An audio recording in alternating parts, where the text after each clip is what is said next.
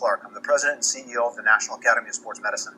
Today I'd like to take you through a corrective exercise approach for shoulder impairments. I'd like to take you through an integrated assessment process followed by an integrated corrective exercise strategy when you see shoulder impairments. So what I'm going to do is I'm going to have Scott Lucette come in, and we're going to start with our assessment process. The first one we're going to do is just looking at a transitional movement process here, and I'm going to have Scott do an overhead squat, and he's going to start with his feet shoulder width apart, feet nice and straight, and his arms completely straight up above his head.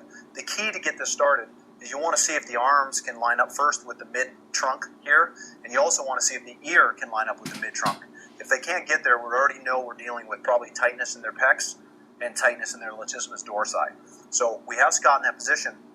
Now I want Scott to squat down, and the key that we're looking for here is we want to see if the arm can maintain a nice straight line through that whole mid-axillary line of the trunk. The compensation that we would see is when the arms start to migrate into this position, which is going into shoulder extension. So if we think about that, as the arms are up here, we're putting a lot of stretch on the latissimus dorsi, and if we start to see the arms migrating forward, that shows us overactivity in the latissimus dorsi, and to a certain extent into the pectoralis major. Another compensation we may see is when the arms actually start to go into flexion.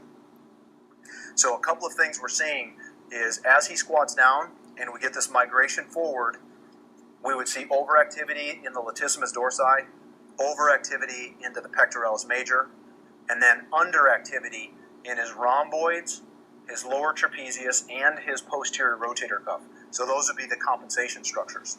So another series of assessments that I'd like to do with Scott is you're going to start there with that transitional movement.